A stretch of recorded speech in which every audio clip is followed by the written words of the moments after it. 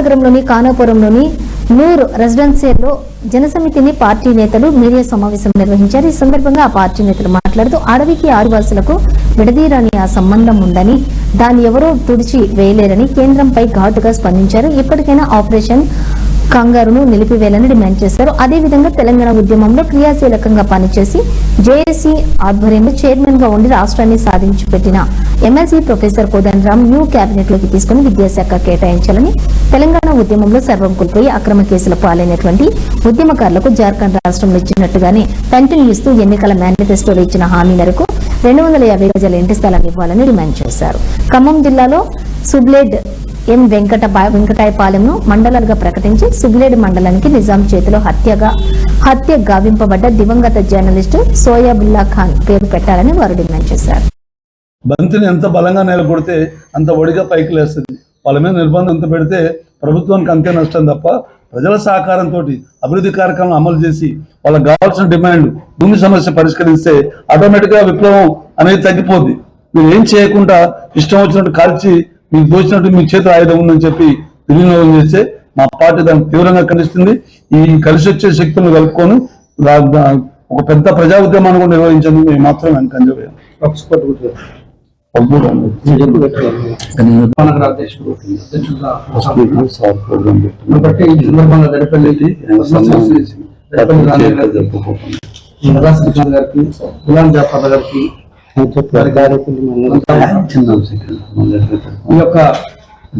తెలంగాణ జనసమితి ఏర్పడిన నుంచి పార్టీ కోసం అనేక విధాలుగా కష్టపడుతూ పార్టీని మా శాశక్తుల ముందు తీసుకెళ్తున్నాం. కాబట్టి తెలంగాణ జనసమితి గత ఎన్నికల్లో భాగంగా కాంగ్రెస్ భాగంగా కోదండరాం సార్కి ఎమ్మెల్సీ ఇచ్చారు. కాబట్టి దాంట్లోనే ఎమ్మెల్సీ గారికి మళ్ళీ కోదండరాం గారికి మంత్రి పదవి ఇచ్చి వారికి విద్యాశాఖ మంత్రిగా కేబినెట్ లో పెడుతూ కేటాయించి వారికి తగిన గుర్తింపు ఇవ్వాలని తెలంగాణ సాధకుడిగా వారిని గౌరవించాలని కోరుకుంటున్నాం.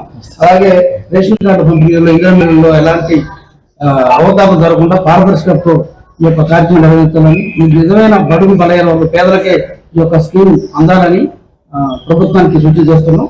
అలాగే ఈ యొక్క తెలంగాణ జనసమితి మొదటి వారంలో కోదండరాం గారు వస్తున్నారు. మొదటి వారం డైటింగ్ అనౌన్స్ చేస్తాం మేము. కాబట్టి ఇక్కడ బహిరంగ సభ ఏర్పాటు చేస్తున్నాం. ఈ బహిరంగ సభను కూడా పార్టీ శ్రేణులు, ప్రజలు, తెలంగాణ జనసమితి సానుభూతి పరులు అందరూ మేధావులందరూ జయప్రదం చేస్తూ కూర్చున్నాం. జూనిపర్ మండలం పాపపల్లి వరకు 12 కిలోమీటర్ల దూరం ఉంటుంది సార్. ఆ రోడ్డు లేక చాలా ఇబ్బంది పడుతున్నారు. ఆ ప్రాంతాల్లో 70 కిలోమీటర్లు పోవాల్సి వస్తుంది. టేకులపల్లి కొత్తగూడెం వస్తే వాళ్ళు 65 కిలోమీటర్లు అవుతుంది. తిమ్మరావుపేట ఇంకూరు ఇట్లా పోతే 65 కిలోమీటర్లు అవుతుంది. కనీసం 12 కిలోమీటర్లు పోయేదాని కోసం చాలా ఇబ్బంది పడుతున్నారు. కాబట్టి గిరిజన ప్రాంతం మీద ఐటీడీ వాళ్ళు 5 ఏళ్ల కింద సర్వే జరిపారు. అప్పుడున్న ఎమ్మెల్యే ఏవైతుందో మహానుభావుడు మదన్ లాల్ గారు అది కాకుండా అడ్డుకున్నాడు. ఇప్పుడు ఆ రోడ్డు కనుక పూర్తి అయితే ఏం లేదు, ఒక 2 కిలోమీటర్ల గుట్ట అది బండగాడి ఉంది. దాన్ని డెవలప్ చేసేస్తే వైడం చేసేస్తే మంచిగా బ్రహ్మాండంగా చివరిపాడు రైల్వే స్టేషన్ వాళ్ళకు ఉపయోగపడుతుంది. వాళ్ళు కొత్తగూడెం ఎక్కాల్సినంత అవసరం ఉండదు, రైలు కానీ బస్సులు కానీ. ఇది చాలా దగ్గరగా ఉంటుంది. కాబట్టి ఈ రోడ్డు నిర్మాణం కోసం మా పార్టీ తర్వాత బోనకల్లు రైల్వే స్టేషన్లో Satavahana express up and down నిలుపుదల చేయాలని ఉద్యోగస్తులు, సుదూర ప్రాంతం నుంచి వ్యాపారులు, మిర్చికి వ్యవసాయక ప్రోడక్ట్స్ అని కూడా అక్కడ ఎక్కువ విక్రయించబడతాయి. కాబట్టి సుదూర ప్రాంతం నుంచి వచ్చుకోవడానికి ఇబ్బంది అవుతుంది. అదేవిధంగా Allapadu passenger up and down Govindapuram Allapadu మధ్యలో రైల్వే లైన్ ఉంది.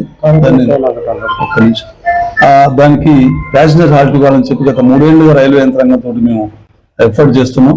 వాళ్ళు సర్వేల పేరుతో కాలయాపన చేస్తాను. ఇది వెంటనే ఇక్కడ శాతవాహన ఎక్స్ప్రెస్ నిలుపుదల చేయాలని, మోటమర్రి జగ్గేపేట మధ్యలో ప్యాసింజర్ ఇంట్రడ్యూస్ చేయాలని, 29 గ్రామాలకు ఉపయోగపడేది. అది రైల్వే లైన్ అయింది, ఎలక్ట్రిఫైడ్ అయింది. ప్యాసింజర్స్ కోసం ట్రాఫిక్ కన్ఫర్మేషన్ కూడా చేశారు. కనుక ట్రాఫిక్ కోసం పర్మిషన్ ఇచ్చారు, కానీ ట్రైన్ నడపట్లేదు. రోజు విజయవాడ టు జగ్గేపేట 2 ట్రిప్పులు ప్యాసింజర్ ట్రైన్ ఇస్తే 30 గ్రామాలకు, కృష్ణా ఖమ్మం జిల్లాకు సంబంధించిన గ్రామాలకు ఉపయోగపడతాయని నేను రైల్వే బోర్డు కూడా నివేదించాం. అది సర్వేల పేరుతో పక్కకు పెడతాం. రెండవది కారపల్లిలో కొల్లాపూర్ ఎక్స్ప్రెస్ ఆపాలని. తర్వాత ప్రధానంగా కారపల్లి జంక్షన్, అది మన జిల్లాలో. ఆ జంక్షన్ లో ఆపకుండా ఎక్కడో చిన్నగా 10 గ్రామాల్లో ఆపడం మూలంగా గత ఎంపీ గారు నామనాగేశ్వరరావు గారు కుట్రపూరితంగా వారు అడ్డుకున్నారు. దాన్ని కొల్లాపూర్ ఎక్స్ప్రెస్ ఖచ్చితంగా కారేపల్లి స్టేషన్ ఆపాలని మా డిమాండ్. నమస్కారం, నా పేరు షేక్ సర్దార్ హుసేన్. నేను తెలంగాణ ఉద్యమంలో క్రియాశీలకంగా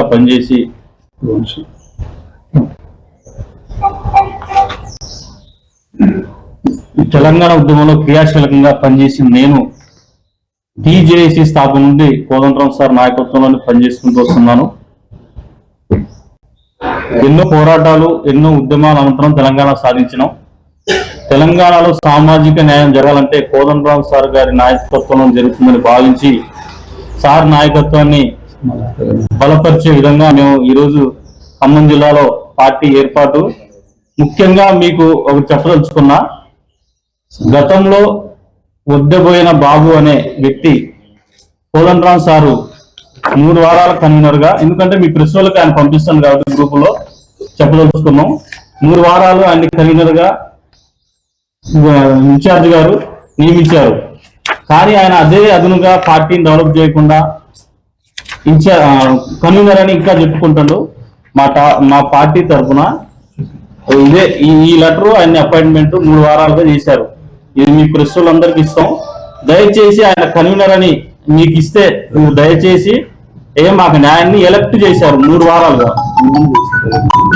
ఆయన సెలెక్ట్ చేశారు. మేము 150-200 మంది సభ్యులతో సెలక్షన్ కమిటీని, జిల్లా కమిటీని, మండలాలని 14 మండలాలని వేసుకున్నాం. ఇక మిగిలిన మండలాలను కూడా త్వరలో పూర్తి చేస్తాం. మొన్న జరిగిన కార్యవర్గ సమావేశంలో కొన్ని తీర్మానాలు ప్రవేశపెట్టినాం. వనజీవి రామయ్యకి సంతాపం తెలిపినాం. సర్దార్ గులాం నబీ అలాగే మైనార్టీ నాయకులు అఫ్జల్ గారికి సంతాపం తెలిపినాం. ఎర్ర శ్రీకాంత్ గారికి వక్సు సవరణ బిల్లుకి వ్యతిరేకంగా పోరాడాలని నిర్ణయించుకున్నాం. అలాగే పార్టీలో అన్ని గ్రామాలను పటిష్టపరచు, మండలాల్ని పార్టీని బలపరిచే విధంగా కృషి చేయాలని అందరం తీర్మానం చేసుకున్నాం. ఇది మీరు ఇద్దరితో కన్వీనర్ అని ఎవరన్నా చెప్తే మీరు రాయదురని 2 కమిటీలు ఉండవు, ఏదైనా ఒక కమిటీ. కోదండరాం సార్ కూడా చెప్పినాం. కోదండరాం సార్ కూడా మీటింగ్లు పెట్టుకోమన్నాడు. స్టేట్ కమిటీకి తెలియజేసినాం. దయచేసి మీరు ఎవరు రాయొద్దు. ఈ పత్రికా ప్రకటన దీని గురించే మేము ఏర్పాటు చేయడం జరిగింది.